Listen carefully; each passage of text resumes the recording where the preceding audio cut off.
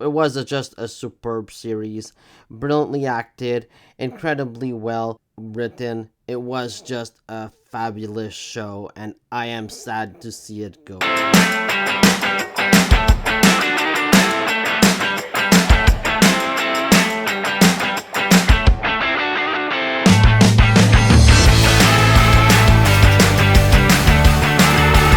And I hope that we will get more shows like this, more Star Wars series that are grounded and gritty, and I hope that they explore characters like they did Cassian Andor, who is one of my favorite Star Wars characters. Now, like, I thought that he was okay in Rogue One. He wasn't my favorite part of the film, but I liked Diego Luna as the character. But here, I think that he is now one of my favorite Star Wars characters, at least top 5, because he was just so well written by Tony Gilroy and the team, and you get so much backstory to his character, and I just loved Diego Luna's performance in Andor. I just see the love and the craftsmanship of these people behind the camera, in front of the camera.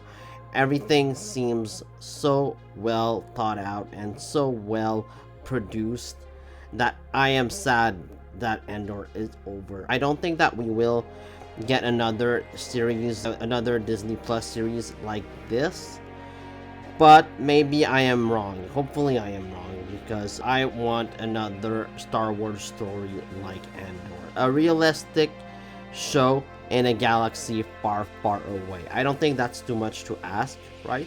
These are the final 3 episodes of the series, episode 10, 11, 12. They were just fantastic hours of television. Episode 10 is Make It Stop. In this episode, we are given flashbacks to Luthien and his protege, and the episode is mostly focused on them. Stellan Skarsgård is just fabulous in this episode. He is really one hell of an actor, and it's great seeing how the technology of de-aging has evolved too. I thought that the de-aging on Stellan Skarsgård was done really well here. And Clea is played superbly well by Elizabeth Dulo. As Elizabeth Dulo was just superb in this show, and I would have liked to have seen more of her working with Luthien.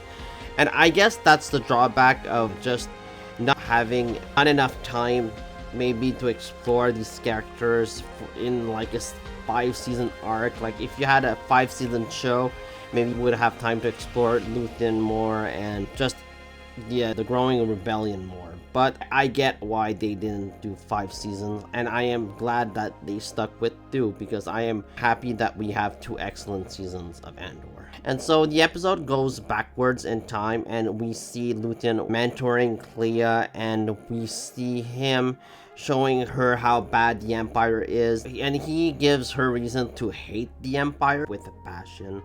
And that's how he basically grooms her into becoming his protege. In the present day, Luthien learns from Jean that the Empire is actually looking for kyber crystals, and they have lied about everything, and he wants to know why they are looking for these crystals. And Jean wants to be safe. He wants a safe haven, and Luthien tells him that he's gonna bring him to Yavin 4, and then Jean tells him a couple of words. He says Scarif, Kyber, Galen Erso, and super weapon. And of course, he doesn't know what kind of super weapon it is, but as the audience, we of course know that it is the Death Star. Luthien decides to murder Jean for what he knows, so he doesn't talk. And of course, he just becomes one less of a nuisance to Luthien. Luthien then heads out to his shop and destroys the communication center at the back of his shop. And then this is where he meets Dedra. I love this scene between the 2 characters. It all comes head to head with these 2, and I thought would be where both characters would meet their deaths. I thought that Luthien was going to blow up the shop with them inside it. Like, that would have been maybe the most logical thing to do for Luthien, but he stabs himself, and then he survives because Dedra asks for immediate attention, and she doesn't want him to die because he has critical information that she needs. And so she brings him to a hospital, which seems to be run by Imperials. And I love seeing just really rich details in Star Wars that we've never seen before. How do the average people live day to day in Star Wars? I think that this series has done this super well. And the scene between Dedra and Luthien is just masterful. It's so well done, and it's so suspenseful too. She tells Luthien that she has something to sell him, and it's this like old Imperial relic. But like Luthien knows that she's here for him, and it's just this great dialogue between the two. I love this scene so much. And Luthen's last words are, "The rebellion isn't there anymore. It's flown away. It's everywhere now." And he's right about that. Like, because of him, the rebellion is everywhere. And so she brings him to the hospital, and she wants him to speak. Dedra, of course, orders them to wake him up. And so Clea arrives in the hospital. She breaks in dressed as a nurse, and then she goes in to kill Luthien. It is really just a heartbreaking moment because Luthien becomes one of your favorite characters, even though he makes questionable decisions. But I think that he did terrible things for the right reasons. And it was sad to see him die. I thought that the final moment of the episode 10 was just kind of heartbreaking scene. Even though you expected it as a viewer, because there's no way that Luthien survives this series. We just didn't see him in Rogue One or in the original trilogy. So in episode 11, entitled Who Else Knows, this episode sort of brings closure to Dedra's storyline. So Supervisor Hurt blames the death of Luthien on Dedra, and I don't really understand that because she couldn't have stopped it. It shows you that the Empire, they don't care about anything except power. So Dedra is arrested, and I love the scene between her and Orson Krennic. I love Ben Mendelsohn in this show. He is one hell of a fascinating villain. His conviction, his lack of morals. He's just a very disgusting person, and I love this dude. And when he is interrogating Dedra, she is just terrified of him. She is an Imperial officer, and she is a terrible person as well, but she's terrified of Orson Krennic. And it's just a beautiful scene. It's a really well directed scene, and he wants to know who knows about the Death Star because he's afraid that she leaked information. And this is devastating for her. She ends up in a prison cell for the very thing that she would probably give her life. And I think that she probably has a major crisis of faith after she's arrested, because they basically just toss her away and she has to spend the rest of her life in prison. She, however, manages to convince Orson Krennic to pursue Clea, and the Empire does. They try to find where Clea is, where she's hidden.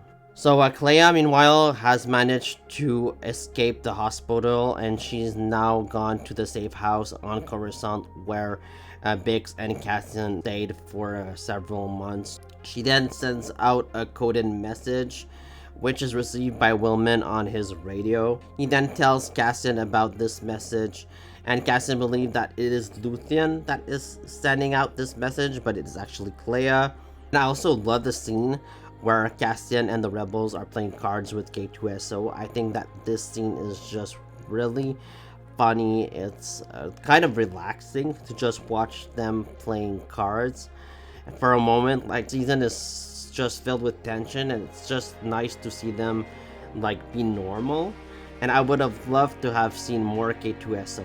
I get it, we didn't have enough time to show him more, but I would have loved to have seen more of this droid. I love K2SO.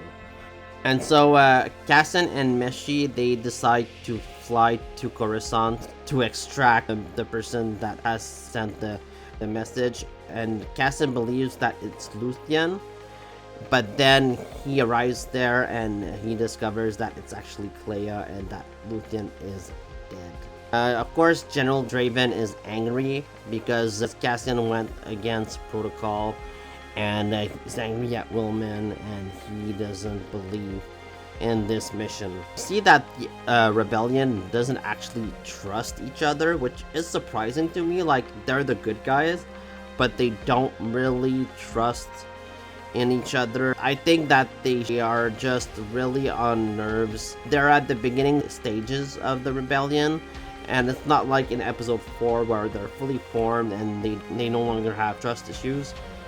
But I like that they don't really trust each other at the start. So the Imperials, they soon discover Clea's location. They head there, and I love that they don't wear helmets. They wear stormtrooper armor, but they don't wear the helmets, and I think that is super cool. Like, it makes them more menacing almost, and it humanizes the stormtrooper. I love that they don't wear the helmets when they go extract Clea. It just makes everything even more badass. And the episode ends in this sort of cliffhanger. Episode 12 is entitled Jedha, Kyber, and Urso. So Cassian and Meshi are almost stopped by the Imperials when they arrive at the building at the safe house, but K2SO, proving his worth to Cassian, goes in and he just kills every Imperial trooper, and it is badass. K2SO is a badass, and he just slaughters every stormtrooper there. Thanks to K2SO, Cassian and Meshi and Clea, they escape. They go back to Yavin 4, and of course, Clea has vital information to tell Cassian. But Cassian's story is sort of met with skepticism, especially from Bail Organa. I like that Cassian defends Luthien here. Like, even though like Cassian and Luthien, they've had their differences, Cassian like has grown to respect Luthien, and he understands that Luthien was like the architect of the rebellion. Without Luthien, there is no rebellion. Mon Mothma doesn't really believe Cassian yet. She asks Vel to question Andor, and Vel goes to see him, and they have a toast. They toast everyone that passed away. They toast Luthien, they toast Ferrix and Marva. This scene is great. I like the character of Vel, even though we didn't get a lot of time spent with her. And so Cassian convinces her, and she tells Mon Mothma is actually telling the truth. So now we finally see the rebellion like working as one entity. Almost like they start trusting each other a little bit more. Draven tells Andor about his contact. So Mon convinces Bail to hear them out, and Bail goes to see Andor, who gives Andor his blessing to see his contact so that he can get the vital information to help the rebellion. Andor decides to go on Catherine with K2SO, and this is where actually Rogue One starts, or on Catherine, meaning his contact. It's a great way to end Cassian's storyline, like just before Rogue One. It's really action-packed, and we get a little more resolutions as well, a little more character resolutions. So Val sits down with the grieving Clea, who is obviously devastated by the murder of Luthien. She'll just have to live with it for the rest of her life. We also see Perrin, like Mon Mothma's husband or ex-husband. We're not sure about that at this point. I don't think that they're still together with another woman, and he like takes the bottle of alcohol. Like, that guy just doesn't seem happy. And Dedra is in her prison cell. She is really just in the worst place that she can be. It feels like she's on Narnia 5 in the prison where Cassian was, which is a cool nod to season 1.